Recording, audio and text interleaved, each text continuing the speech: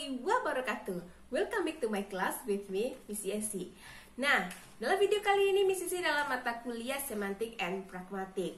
Dalam video kali ini Miss Yesi akan bahas itu chapter 2 tentang a set of postulates ya. Kalau dalam bahasa itu ada seperangkat postulates atau prinsip-prinsip pragmatiknya. Nah, kita lihat dulu di poin 2.1 di poin-poin ya. Di bagian 2.1 itu ada kalau di sini kita lihat ada semantic representation and pragmatic interpretation ya. Representasi semantik dan interpretasi pragmatik. Nah, kita lihat dulu ya. Yang bagian satunya itu representasi semantik atau bentuk logikal suatu kalimat berbeda dari interpretasi pragmatiknya. Kalau kemarin minggu lalu tuh sudah dibahas oleh kelompok sebelumnya, sudah dijelaskan. Ini Sesi cuma akan memberikan penjelasan tambahan ya. Di sini kita lihat ya, contoh penjelasan yang tidak masuk akal yaitu kaum semantik berusaha untuk memasukkan fenomena pragmatik ke dalam semantik pada awal tahun 1970-an. Aliran semantik ini ya generatif mengajukan hipotesis performatif. Nah, gitu. Kemudian ya, hipotesis ini mengatakan bahwa setiap kalimat K dalam bahasa memiliki struktur batin atau struktur semantik berupa kalimat performatif yang kurang lebih berbentuk saya menyatakan atau mengumumkan, meminta, dan sebagainya. Dengan cara inilah mereka menempatkan daya ilokusi suatu ujaran dalam representasi semantik atau disebut juga dengan representasi semantik ini sama dengan representasi sintaksisnya. Nah, tampaknya hipotesis performatif merupakan usaha yang gegabah untuk mentata bahasa ya. Karena fenomena pragmatik misalnya daya ilokusi dan hanya dapat dihargai oleh mereka yang berpendapat bahwa paradigma gramatikal milik aliran tata bahasa generatif sudah sangat memadai. Hal ini menyebabkan mereka lupa bahwa bahasa berlangsung dalam situasi. Jadi kalau misalnya kalau kita perhatikan ya, itu kan ada kalimat yang langsung, kalimat tidak langsung. Nah, kalau dalam kalimat langsung seperti kata-kata menyuruh itu kan tidak bagus kalau kita ucapkan dalam pengucapannya. Misalnya buka pintu. Nah, kan seperti menyuruh itu. Tapi kan kalau dalam pragmatik nanti lain lagi dia. Kalau kita lihat dari segi semantik itu kan maknanya langsung, secara langsung terlihat maknanya. Kalau seperti itu terus yang kita bunyikan tentu saja mungkin akan ada yang tersinggung. Nanti di slide berikutnya akan kita lihat nanti yang mana yang menggunakan nanti koordinatif politeness itu dan yang satu lagi kerjasama. Oke. Kita ke 2.2 kaidah dan prinsip ya. Di pragmatik bagian kedua ini, semantik diatur oleh kaidah gramatikal, pragmatik umum dikendalikan oleh prinsip retoris. Nah, pada bagian pertama dari perbedaan semantik dan pragmatik adalah semantik diatur oleh kaidah-kaidah tata bahasa. Kaidah lah yang mengubah konstruksi aktif menjadi pasif. Artinya, bila kaidah salah, maka hasilnya suatu kalimat tidak gramatikal. Sebagai contoh, misalnya di kemarin kalau ada yang presentasi di buku itu ada Martha kill the fly. Kemudian kalau kita jadikan ya Martha kill the fly ini ya dari kalimat aktif kita jadikan kalimat pasif menjadi the fly was killed by Martha. Coba kalau seandainya hilang saja satu kata, kita hilangkan kata by. Jadinya gini, the fly was killed Martha. Bisa nggak kira-kira? Berarti kan kalau ini secara struktur harus kita terjemahkan secara gramatikal. Kalau hilang saja satu maka artinya juga akan berbeda. Nah, menurut si Searle berpendapat bahwa tindak ujar ya juga tidak ilokusi ditentukan oleh kaidah-kaidah. Nah, berarti harus ada kaidah-kaidahnya sesuai dengan gramatikalnya. Nah, kaidah-kaidah tersebut ya secara isinya ya isi proposisionalnya, kejadian atau keadaan yang akan datang atau ini ya, kemudian ada persiapan Kemudian satu, mempunyai alasan untuk yakin bahwa E akan terjadi dan bahwa E tidak akan menguntungkan I. Nah gitu. I mempunyai alasan untuk yakin bahwa E akan terjadi dan bahwa E tidak akan menguntungkan I. Yang kedua, kaidahnya adalah tidak jelas bagi N maupun I apakah E akan terjadi. Tuh. Di sini ada ketulusannya, yaitu N percaya bahwa E tidak akan menguntungkan I. Secara esensial kita lihat bahwa tindakan yang mengandung arti bahwa E tidak akan menguntungkan I. Jadi agak rempong ya. Jadi yang mana yang E, yang mana I, mana N ya. Ini coba lihat di buku ya. Ini adalah penutur, I mempunyai alasan untuk yakin bahwa E akan terjadi ya. E ini adalah tuturannya ya, dan bahwa E tidak akan menguntungkan I. Nah, jadi di sini ada penutur, tuturan, dan petutur. Kalau dalam bahasa Inggris itu ada utterances. Kemudian kalau penutur di sini disebut apa? Coba dibuat di kolom komentar. Kalau penutur apa? Kalau petutur apa? Nanti silahkan komen di kolom komentar. Itu aja tugasnya ya. Jadi itu, jadi harus diingat adalah penutur, tutur, karena kemudian petutur. Jadi jangan sampai terubah-ubah. Gitu ya. Jadi kaidahnya tadi yang pertama, kalau dalam ini, kalau kita lihat contohnya tadi, ini kan kaedahnya ya, yang pertama itu ini sesuai dengan gramatikalnya. Kaedah yang merupakan konstruksi aktif menjadi pasif, artinya bila kaedah salah maka hasilnya suatu kalimat tersebut juga tidak gramatikal. Contoh kalimat tadi, Martha killed the fly. The fly was killed by Martha. Satu saja dihilangkan berarti dia sudah berbeda secara gramatikal maknanya. Kemudian kalau yang kedua tadi, secara proporsional, isi proporsionalnya kejadian atau keadaan yang akan datang. Tersebut tuh si E dulu. Ya, ini nanti kemudiannya, hasilnya. Nah, kalau kita siapkan I mempunyai alasan untuk yakin bahwa E akan terjadi bahwa E tidak akan menguntungkan I. Kemudian di sini disimpulkan tidak jelas bagi N maupun I apakah E akan terjadi. N percaya bahwa E tidak akan menguntungkan I. Secara esensial, tindakan yang mengandung arti bahwa E tidak akan menguntungkan I. Gimana? Tahu pusing kan yuk? Nah, dengan menggunakan kaedah-kaedah seperti ini akan membuat suatu keputusan taksonomi bahwa sebuah ujaran bisa jadi digolongkan peringatan atau tidak.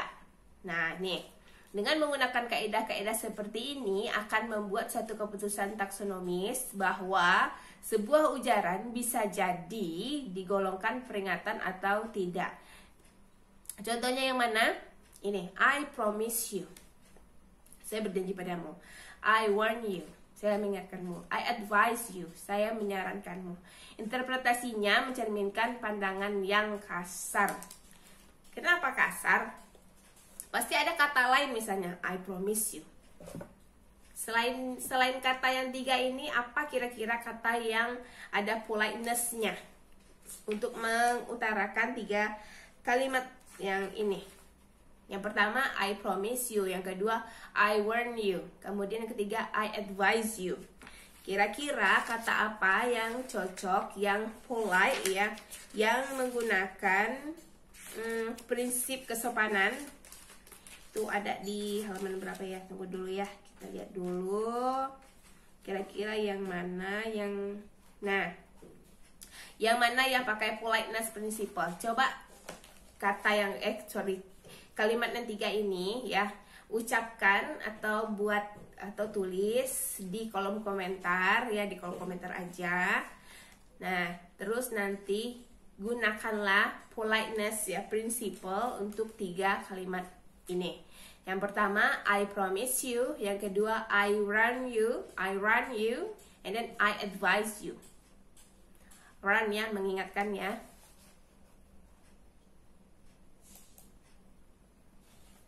Oke. Considering that I'm a hostage, I should say that I have been treated fairly. Nah, sebagai seorang sandera dapat dikatakan saya telah diperlakukan dengan cukup adil. Nah, ini kita kasih contoh lagi. Considering that I'm a hostage, I should say that I have been treated fairly. Sebagai seorang sandera dapat dikatakan saya telah diperlakukan dengan cukup adil. Tuturan ini mengandung berbagai maksud. Yang pertama, apakah hanya sebuah informasi atau mengungkapkan kebenaran bahwa diperlakukan baik dan menghindari ucapan yang menyinggung. Jadi banyak maknanya ya. Dari satu kalimat saja maknanya banyak ya. Kalau ini tadi kalimatnya, coba kita baca lagi ya. Considering that I'm a hostage, ya, I should say that I have been treated fairly. Sebagai seorang sandera dapat dikatakan saya telah diperlakukan dengan cukup adil, katanya. Jadi maknanya ya dari tuturan ini adalah yang pertama, apakah ini hanya sebuah informasi yang dikatakan oleh seorang hostage ya.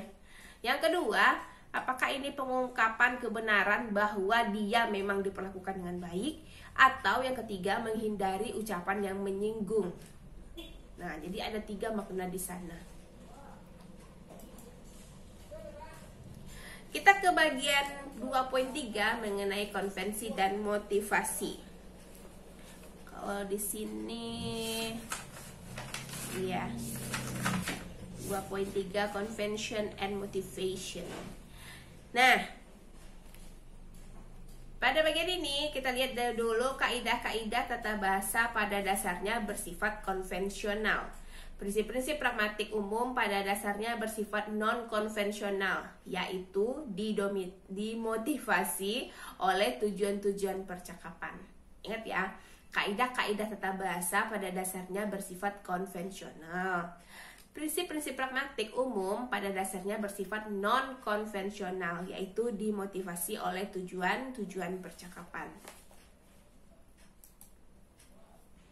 Penjelasan Searle tentang tindak elokusi juga berlawanan dengan pragmatik ya. Searle mengatakan bahwa kaidah-kaidah bersifat konvensional, yaitu konvensional menentukan apakah dalam kondisi-kondisi tertentu mengucapkan sebuah tuturan dapat dikatakan sebagai sebuah janji. Gitu. Kemudian ini ada contohnya. I'll pay you back tomorrow. Saya akan mengembalikan uangnya besok. Kalimat ini dianggap sebuah janji. Maka sesuai dengan pandangan Searle, satu-satunya jawaban hanyalah karena kaidah mengatakan ya demikian. Namun kenyataannya kita dapat memberikan alasan-alasan lain, bisa saja untuk meyakinkan. Jadi di sini maknanya begini, I'll pay you back tomorrow. Saya akan mengembalikan uangnya besok. Nah, pertama, ini kan kalau seperti ini kan dianggap kita promise, kita janji sama orang ya. Kalimat ini dianggap sebuah janji. Nah, kemudian ini yang pertama kita mengira ini adalah janji. Dia sudah janji besok akan mengembalikan uang. Yang kedua, makna lainnya adalah ya, dia berusaha meyakinkan kita kalau besok dia benar-benar akan mengembalikan uangnya. Gitu.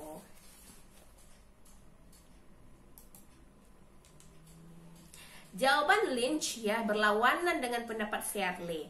Sebuah janji dapat diidentifikasi sebagai janji bukan dengan menggunakan kaidah-kaidah, kecuali bila untuk menentukan sebuah makna. Kaidah-kaidah memang dibutuhkan. Jadi bersifat konvensional bukanlah fakta pragmatik, melainkan fakta semantik. Ini menurut Lynch ya. Ingat ya tadi ya, jawaban Lynch berlawanan dengan pendapat Searle. Kata si Lynch ya, sebuah janji dapat diidentifikasi sebagai janji bukan dengan menggunakan kaidah-kaidah, kecuali bila untuk menentukan sebuah makna, katanya.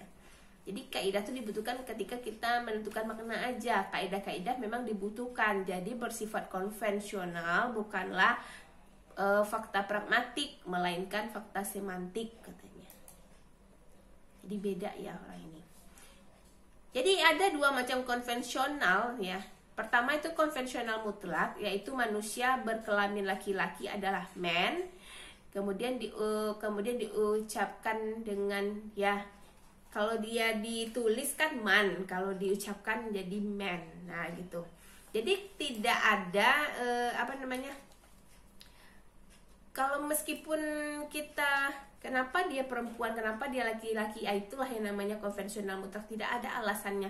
Kalau dia begini bentukannya ini perempuan, kalau begini bentukannya laki-laki. Nah, memang sudah dari sononya begitu. Itu yang konvensional mutlak, tidak bisa diubah-ubah gitu. Nah, kalau konvensional bermotivasi, nih contohnya good luck, ada kata lain ya untuk menyebutkan good luck ini, misalnya I wish you good luck. Nah, itu lebih bagus, mungkin lebih polite. Kemudian ada kata bad luck, I regret you bad luck. Sayang kamu tidak berhasil. Kalau misalnya good luck, itu kan biasa aja. Coba kalau kita ucapkan I wish you good luck, kan salah satu bentuk motivasi kita. Saya doakan kamu berhasil. Nah, berarti orang kan jadi termotivasi untuk lebih berhasil. Misal kalau dia gagal, bad luck, kan gimana gitu kalau misalnya ada orang tiba-tiba kan seperti ngejudge kalau kita cuma bilang bad luck. Coba kalau kita sampaikan I regret you bad luck, sayang kamu tidak berhasil. Jadi kalau dia tidak berhasil juga tetap semangat karena sudah sedikit ada motivasi di kalimat tersebut, I regret you bad luck. Ini nggak terlalu tersinggung gitu kan. Tuh. Walaupun 1 dan 2 mempunyai bentuk sintaksis yang sama ya, tapi bukan berarti 1 adalah 2, begitupun sebaliknya, karena makna tuturan ini dikendalikan oleh PS alias apa tadi? Politeness principle. Oke. Jadi ada 2, ada cooperative principle dan politeness principle. PS itu politeness principle, sedangkan PK itu cooperative principle. Itu harus diingat ya. Manusia pada umumnya lebih senang dengan kalimat yang sopan. Nah, ini yang tugas yang ketiga tadi, yang kedua udah. Coba berikan ya contoh kalimat yang menggunakan cooperative principle dan PS 1, kemudian yang menggunakan pertama politeness principle 1, yang kedua cooperative principle. Jadi itu untuk tugas yang ketiga. Nah, kita lihat lagi di poin terakhir, ini pragmatik sebagai pemecahan masalah. Ini yang bagian ini kemarin waktu presentasi banyak yang nanya ya, di 2.5 kalau tidak salah ya ini ya. Kita lihat dulu bagiannya yang mana.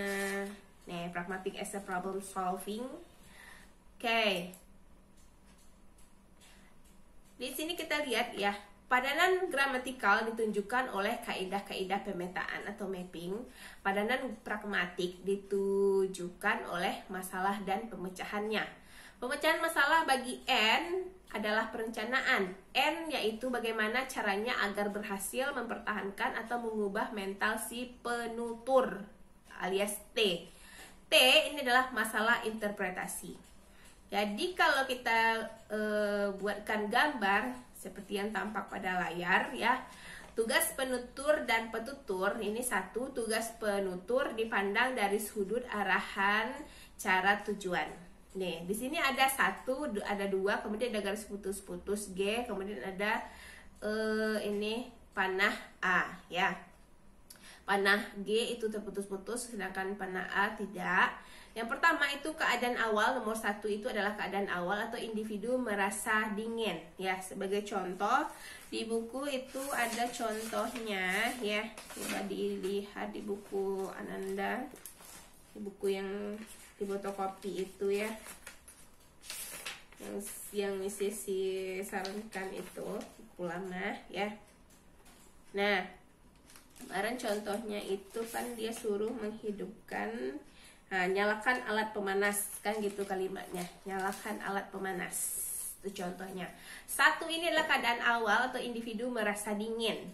Kemudian yang 2 ini adalah keadaan akhir, individu merasa hangat. 1 dia merasa dingin, 2 dia merasa hangat.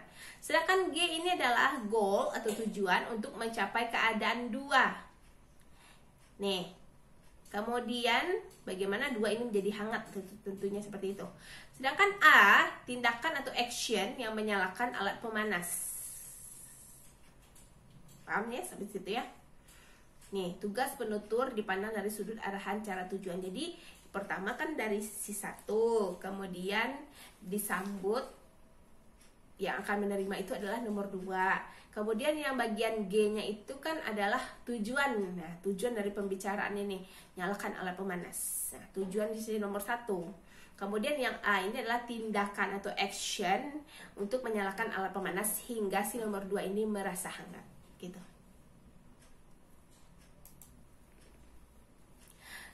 Kemudian ada gambar lainnya di sini ya. Ini sudah ada 3 di sini, ada 1, 2, 3 seperti tampak di layar. Oke, G tetap terputus-putus ya. Kemudian A ada panah. Kemudian dari 2 ke 3 itu B itu panahnya ke nomor 3. Sedangkan dari 1 ke 2 itu tidak ada arahnya. 1 keadaan awal, N merasa dingin. Kemudian yang kedua keadaan tengahan, T mengerti bahwa N ingin alat panas dinyalakan. Lihat ya.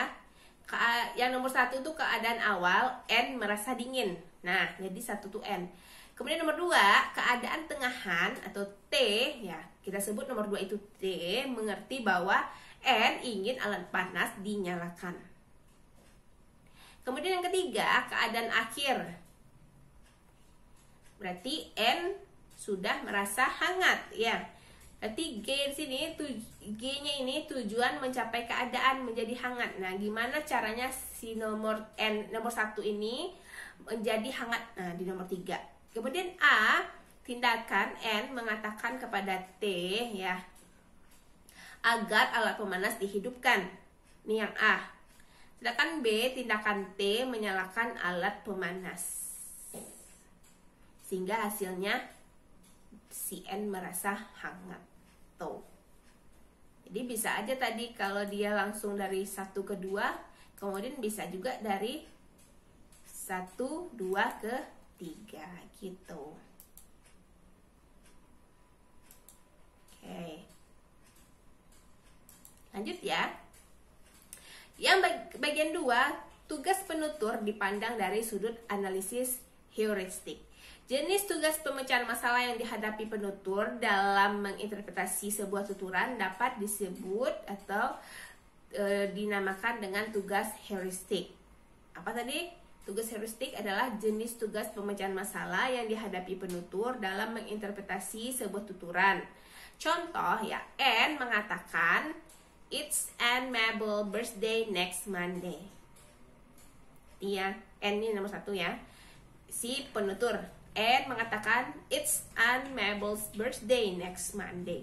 Senin depan Bibi Mabel ulang tahun. Maksudnya si N agar T mengetahui bahwa Senin depan Bibi Mabel ulang tahun. Itu maksudnya si N. Dia ngasih tahu. Nah, dalam hipotesis sederhana ya, gunakan P atau proposisi yang merupakan lambang dari makna T atau tuturan, maka dari itu T dapat dianggap sebagai tujuan dari proses pemecahan masalah. Kemudian masalah dinyatakan sebagai berikut. A, N mengatakan kepada T bahwa P. Gitu jadinya. Kalau dibuatkan hipotesisnya seperti ini. A, N mengatakan kepada T bahwa P. P tadi ya kita anggap itu Bibi Mabel, ini informasinya. N adalah si penutur mengatakan kepada T ya, T siapa? Petutur. Nah, bahwa dia ulang tahun. Coba buatkan contoh kalimat sederhana, kemudian you buat hipotesisnya dengan bahasa Inggris ya tentunya ya. Bisa, kalau tadi kan sudah ada banyak contoh. Nyalakan alat pemanas. Kalau itu kalau dalam bahasa. Kemudian ada contoh sebelum ini. It's Anne Mabel birthday next week. Nah, silakan dibuatkan nanti hipotesis sederhananya seperti gambar-gambar yang bisa ditampilkan di layar. Oke. Tadi itu kan maksud yang bagian A-nya ya. Kalau kita dibuatkan hipotesisnya, yang A kita buatkan N mengatakan kepada T bahwa P. kalau yang B ya, maksud N ialah ya, bisa jadi seperti ini. Maksud N ialah agar T mengetahui bahwa P. Gitu ya. Maksud N ya, ini penutur ialah agar T mengetahui bahwa P. Nah, gitu. Hipotesisnya bahwa T adalah suatu tutur yang memberikan informasi. Gitu.